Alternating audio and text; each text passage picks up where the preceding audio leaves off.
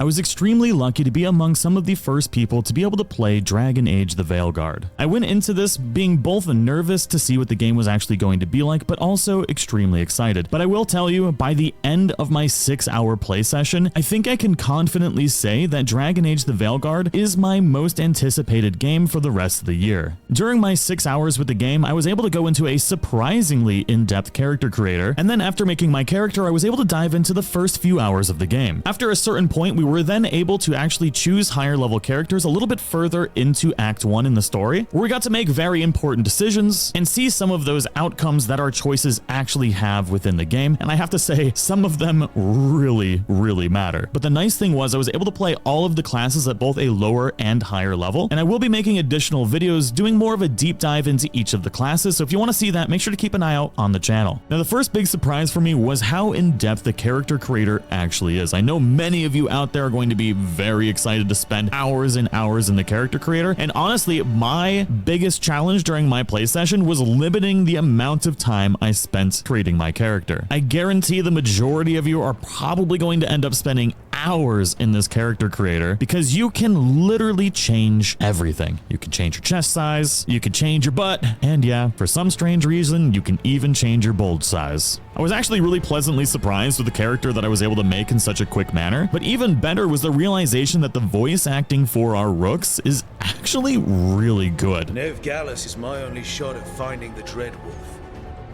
I'm not leaving until I know where she is. I was also happy to see that the less serious dialogue choices were available, but not all of your party members are going to be very happy if you choose this all the time like I did. But we do have Nev's location now, so... Don't get cocky. Come on.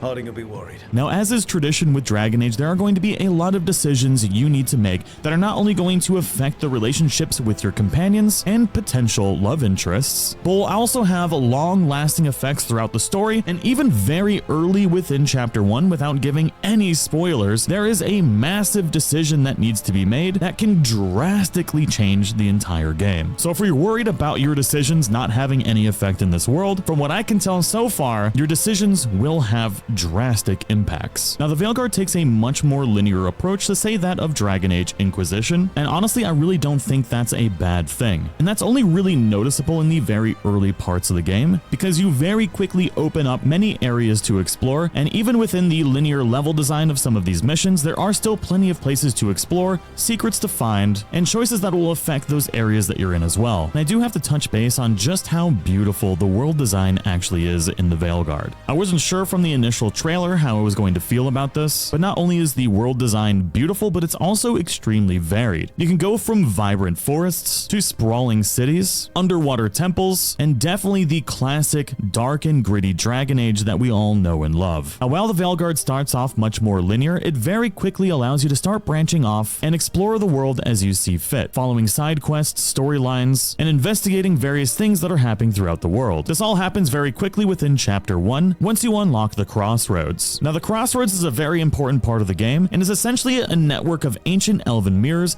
that allow you to quickly fast travel to various areas of import throughout the game. Now, you will be exploring the Crossroads quite often, but once you actually unlock an area within the Crossroads or a mirror, you will then be able to use that to fast travel via your map. Now, let's get into the classes and combat. In Dragon Age Veilguard, it's much more action-based combat than in the previous iterations, and I was actually pleasantly surprised by how much I enjoyed this. You can still essentially pause the game mid-combat to be able to initiate commands from your various companions and yourself. This can actually be incredibly useful for linking various skills together to do increased damage, to be able to heal yourself, or issue other commands to your companions. You also have full control within this menu to command your companions to attack various enemies and bosses, but you also have all of this ability without having to pause the game as well. Once you have a better understanding of what your companions' abilities are and how they can link together with your own, anytime you hold a certain button, you can not only issue commands from yourself, but quickly issue commands on the fly to all of your companions. Now, at the beginning of the game with combat, it really doesn't feel like there's a lot you can do, but that is kind of par for the course with any game when you're level 1. But thankfully, it does seem like you level up relatively quickly, so you will be able to acquire skills pretty quickly for yourself and your companions to make combat feel a lot more fluid and engaging. Now, I did get to play as both rogue, mage, and warrior, both at low levels and higher levels. And from what I experienced, rogue is probably the most fun to play at the very early start of the game. The combat feels really good started with the rogue, and I'd have to say my least favorite at the beginning of the game was the mage. And I think this honestly had more to do with me not knowing how to properly play the mage than an actual issue with the class itself. I really like how each class feels very different. I believe rogue is the much simpler class to play, but it also has a lower skill ceiling. Warrior is definitely the middle ground where it's fun to play, it's not too difficult to learn, and I actually had a ton of fun with the warrior, but late game, mage is absolutely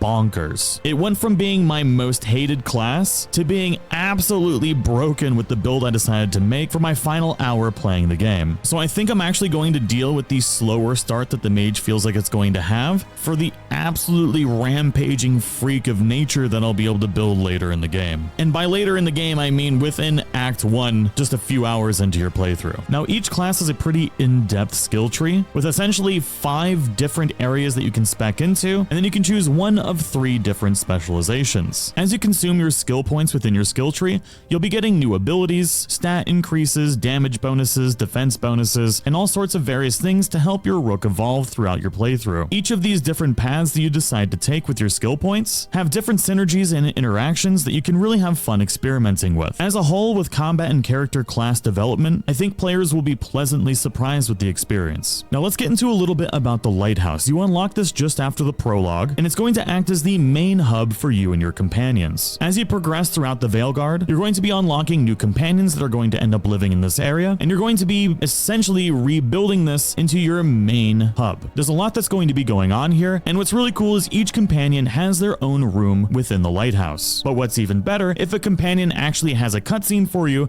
or an interaction, they will actually show up on screen for you to be able to go and approach them, so that way you don't miss out on potentially really important things. Now this becomes really important because not only all of the choices that you make with your character interactions are going to have outcomes throughout the main story, but the things that you don't do are going to play an impact as well. So you're going to want to pay attention to everything that happens within the lighthouse and make sure to interact with your companions as much as possible. Now, romancing is definitely back in a big way, but I did discover one very interesting bit of information. Not only are you going to be able to romance companions, but if 2 companions that you aren't romancing happen to spend a lot of time together, say in your party, they actually have a chance of falling in love with each other as well. And I think that is incredibly interesting. The developers of this game really wanted to make it feel alive. So not only are you going to be experiencing things throughout the game, but your characters and how they end up interacting and your experiences with them are going to shape their lives as well, and you get to actually see this unfold. And you may be able to have some fun with it as well. So to sum this all up, the 6 hours that I got to play so far of Dragon Age the Veilguard was a surprisingly great experience and left me craving more. It's great to see that our choices are going to matter, and even more so seeing the world evolve around us despite the choices that we don't make as well is a really intriguing thing, and I can't wait to see